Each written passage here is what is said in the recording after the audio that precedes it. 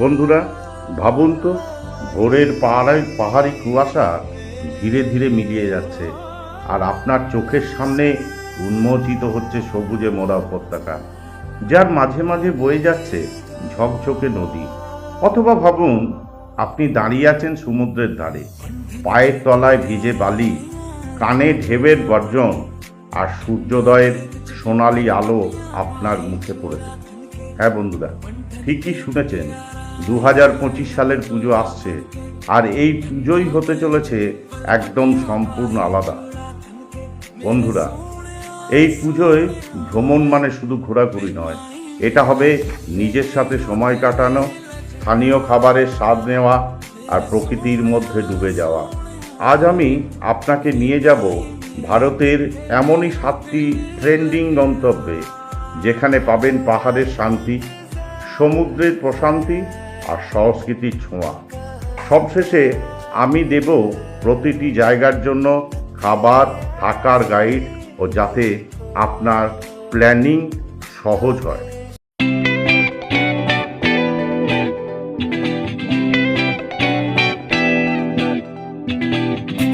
মানালি, পাহাড়ি রিসর্টের রাজধানী। মানালি বছরের পর বছর ধরে হিমালয় প্রেমীদের প্রিয় জায়গা, কিন্তু 2025-এ এখানে ভ্রমণের ধরন বদলাচ্ছে। আগে যেখানে পর্যটকরা মাত্র 2-3 দিনের জন্য আসতেন, এখন স্লো ট্রাভেলার্স আর ওয়ার্ক ফ্রম মাউন্টেন্স কালচারের জনপ্রিয়। কল্পনা করুন, পুরনো মানালির কোনো আর্টিস্টিক কাঠের কাফেতে বসে তুষার ঢাকা পাহাড়ের দিকে তাকিয়ে কফি চুমুক দিচ্ছেন, অথবা নাগগারের শান্ত হোমস্টেতে জানলার বাইরে বিয়াস নদীর কলকল ধ্বনি শুনতে শুনতে বই পড়ছেন। দর্শনীয় স্থান যেগুলো আছে সেগুলো মোটামুটি সবাই জানেন: হিড়িম্বা মন্দির, Solang valley, Rohtang pass, Naggar castle, Johnson cafe road. আর লোকাল খাবার বলতে তো কথাই নেই, পাহাড়ি খাবার, সিদ্ধু, গমের আটা দিয়ে বানানো স্টিমড ব্রেড, তিব্বতি মোমো, ট্রাউট ফিশ কারি। থাকার তো প্রচুর হোটেল পাবেন। আর এই পুজোতে এই হিমালয় হতে চলেছে, এই মানালি হতে চলেছে এক অন্যতম ট্রাভেল ডেস্টিনেশন। আবার বলছি, অবশ্যই ঘুরবেন পুরনো মানালি, সরু লেন, কাঠের কটেজ, হিপি কাফে, নাগগর, শান্ত গ্রাম, রোয়েরি কার্ড গ্যালারি, সোলাং ভ্যালি, অ্যাডভেঞ্চারের স্বর্গ, প্যারাগ্লাইডিং, স্কিইং, আর জনসন কাফে, স্থানীয় ফুড ও লাইভ মিউজিকের মেলবন্ধন। সেরা সময় তো বলার কিছু নেই, পুজো তো একদম পারফেক্ট সময়। চলে যান, আর দেরি না করে। যদি টিকিট কেটেছেন ভালো, না হলে অলরেডি টিকিট কেটে নিন, যেভাবেই হোক পৌঁছে যান এবছর পুজোতে মানালি। ভ্রমণের জন্য কিছু টিপস দিচ্ছি। যারা শান্তি চান তারা সপ্তাহের মাঝের দিনগুলো বেছে নিন, উইকেন্ডে ভিড় বেশি হয়।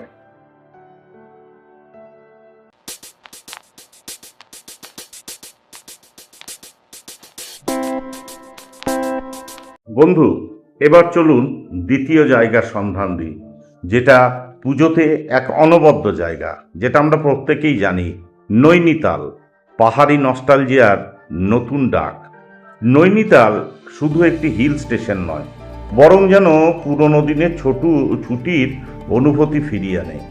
সকালে লেকের ধারে হাঁটা, দুপুরে প্যাডেল বোটে ভ্রমণ, আর সন্ধ্যায় ঠান্ডা হাওয়ায় চায়ের কাপে চুমুক দিয়ে হাতে মেঘ গড়িয়ে পড়তে দেখা, এ যেন গল্পর বইয়ের ভ্রমণ।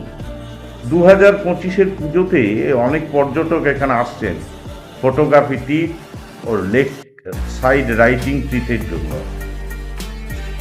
দর্শনীয় স্থান: Naini lake, tiffin top, snow view point, mall road, Himalayan botanical garden. আর লোকাল খাবারের তো কথাই হবে না: আলুকে গুটকে, বাল মিঠাই, গাহাত কি ডাল।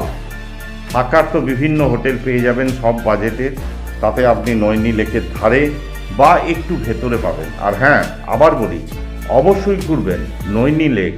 সকাল ও সন্ধ্যায় নৌকা ভ্রমণ, স্নো ভিউ পয়েন্ট, কেবেল কারে উঠে নৈনিতালের থেকে যে সমস্ত তুষার শৃঙ্গ দেখা যায় তা দর্শন। গভর্নর হাউস ঔপনিবেশিক স্থাপত্যের এক অনন্য উদাহরণ। ভূমিয়াতাল ও সাততাল শহরের বাইরে নির্জন লেকের অভিজ্ঞতা। পুজোতে অবশ্যই চলে আসুন। যারা ভিড় এড়িয়ে শান্তি চান তারা ভোরে বা সন্ধ্যের পর জনপ্রিয় স্পটগুলোতে যান। আর স্থানীয় খাবার আগে তো আপনাদেরকে বলেছি, ওখানে বিভিন্ন ধরনের আপনার রেস্তোরাঁ পেয়ে যাবেন, সেখানে গিয়ে আপনারা টেস্ট করুন।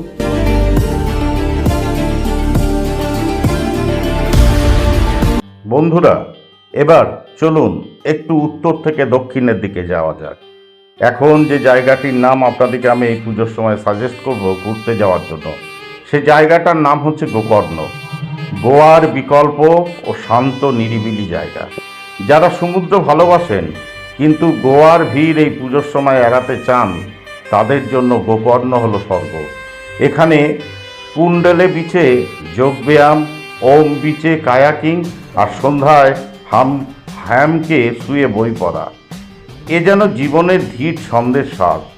2025-এ এখানে বুটিক, বিচ রিসর্ট আর ওয়েলনেস রিট্রিটের সংখ্যা বেড়েছে। দর্শনীয় স্থান Kudle beach, Om beach, half moon beach, Mirjan fort. Local খাবার fresh sea food thali, Malvani fish curry, নারকেলের পায়েস। থাকার জায়গা ওখানে বলে দিচ্ছি কয়েকটা জায়গা: নমস্তে যোগা ফার্ম, আর্থিয়াজম স্পা অ্যান্ড রিসর্ট। এছাড়াও অনেক ছোট বড় একটু খুঁজে নিতে হবে, হোটেল পেয়ে যাবেন। আর ট্রাভেল টিপসটা দিয়ে রাখি, এই পুজোর সময় গেলে বিচ হপিংয়ের জন্য স্কুটার ভাড়া অবশ্যই নেবেন। আর হ্যাঁ, এক্সট্রা করে বলি, অবশ্যই ঘুরবেন ওম বিচ। নামের মতো আকৃতিতেও ওম চিহ্নের মতো। প্যারাডাইস বিচ, শুধু ট্রেক বা নৌকায় পৌঁছানো যায় নিঃশব্দ স্বর্গে। আর মিজান ফোর্ট, ইতিহাস ও প্রকৃতির মেলবন্ধন। পুজোয় এই জায়গাটাও আপনারা চয়েস করে নিতে পারেন। স্থানীয় খাবার আগে বলেছি, আবার বলছি, ফ্রেশ ফিশ কারি, নারকেলের দুধে রান্না করা সি ফুড, অথবা সাউথ ইন্ডিয়ান ফিল্টার কফি।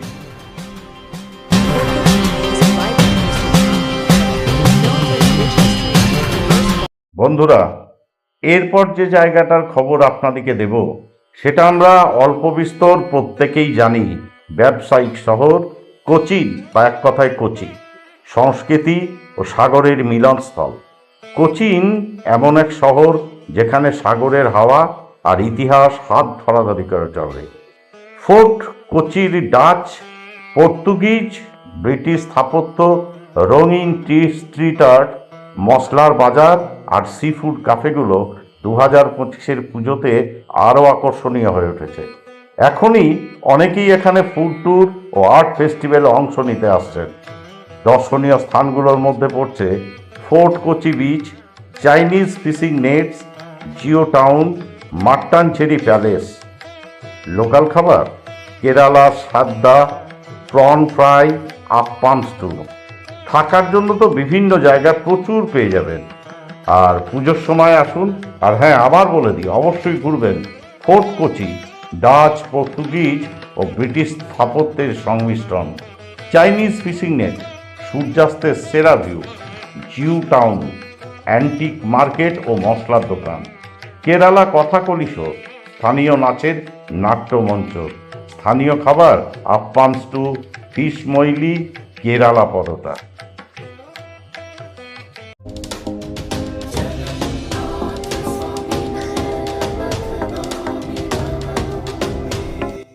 বন্ধুরা, এরপর যে জায়গাটার নাম বলবো, সেটা যত বেশি বলবো তত বেশি করে বলা যায়।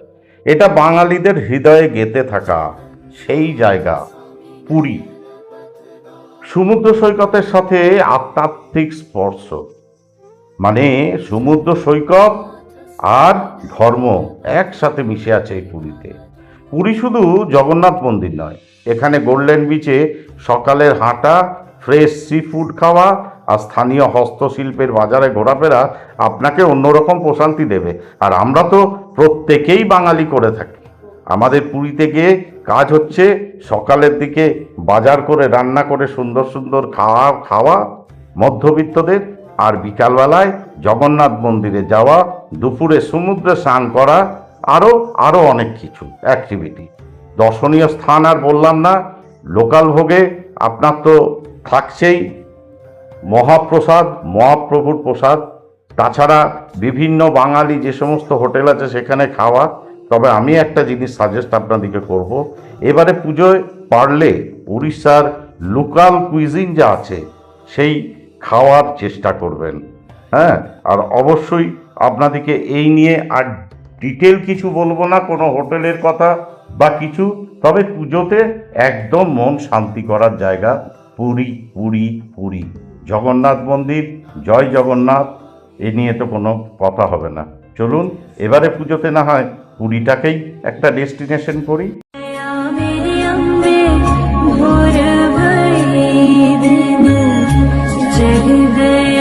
জয় মাতা রানী কি জয়।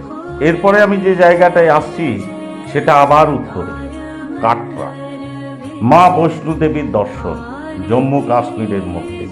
আমরা প্রত্যেকেই কিছু না কিছু কাশ্মীর যাওয়ার সময় আমরা অবশ্যই এখন কাটরা দর্শন করি।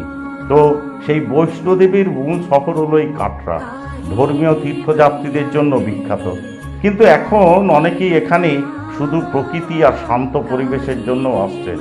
ত্রিকুট পাহাড়, উন্নত হোটেল আর ওয়েলনেস রিট্রিটের মিশেল 2025-এ পুজোয় কাটরাকে করবে নতুন মানচিত্র।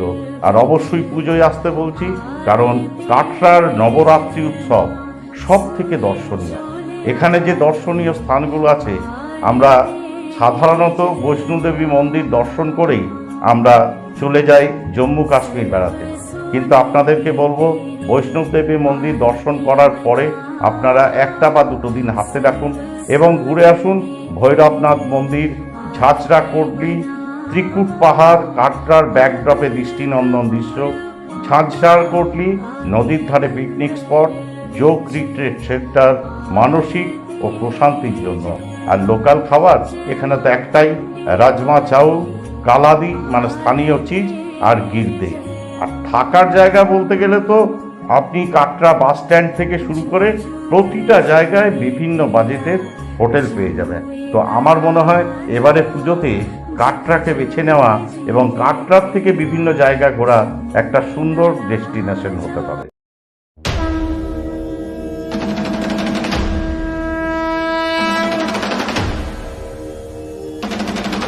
বন্ধুরা, এখন সর্বশেষ অর্থাৎ 7 নম্বর যে জায়গাটির নাম আমি পুজোর জন্য আপনাদের সাজেস্ট করব, সেটা হলো সকলের প্রিয় এবং পরিচিত বারাণসী। পুরনো শহরের নতুন অভিজ্ঞতা। বারাণসী 1000 বছরের পুরনো, কিন্তু 2025-এর পুজোয় অনেকে এখানে শান্ত অভিজ্ঞতার জন্য আসছেন। ভোরে গঙ্গায় নৌকা ভ্রমণ, গঙ্গার ঘাটে মিনিমাম হোটেলে থাকা, আর স্থানীয় বুনন কর্মশালায় অংশগ্রহণ করা, এই সবই এখানে ধীরে ধীরে ভ্রমণের অংশগ্রহণ হয়ে উঠছে। আর অতি অবশ্যই যেটা আমি বলবো, আমরা অনেকেই হরিদ্বারকে পছন্দ করি এবং তার সন্ধ্যা আরতির কথা আমরা শুনেছি, কিন্তু এই কাশী বিশ্বনাথ মন্দিরে সন্ধ্যা আরতি অর্থাৎ দশাশ্বমেধ ঘাটে যে লাইভ সন্ধ্যা আরতি হয়, তা এক কথায় ভাষায় প্রকাশ করা যায় না। অতএব এবারে পুজোয় আপনারা অতি অবশ্যই বারাণসী আসতে পারেন, মানে বেনারস আসতে পারেন, সাথে এখান থেকে সারনাথ বা বিভিন্ন জায়গা ঘুরতে পারেন। এখানে যে দর্শনীয় স্থানগুলো, দশাশ্বমেধ ঘাট, কাশী বিশ্বনাথ মন্দির বলার কথা নয়, সারনাথ, বুনকার গ্রাম, এই সমস্ত জায়গাগুলো, আর সাথে ফোর্ট। অবশ্যই আপনারা বেনারসের যে দুর্গ অর্থাৎ নৌকা পেরিয়ে যেটা যেতে হয়, হ্যাঁ, সেটা যেন অবশ্যই যাবেন। আর লোকাল খাবারের এখানে 101, কচুরি সবজি, মালাই, বেনারসি পান, তাছাড়া বিভিন্ন। আর হোটেল তো আপনি দশাশ্বমেধ ঘাটের ধারে বা স্টেশন সংলগ্ন এলাকায় আপনারা পেয়ে যাবেন। আর বেনারস কীভাবে যেতে হবে, কোথায় থাকতে হবে, এটা আশা করি আর আপামর বাঙালিকে বলতে হবে না। তবে আমার কথায় এবারে পুজোয় একটা ডেস্টিনেশন হতেই পারে বেনারস।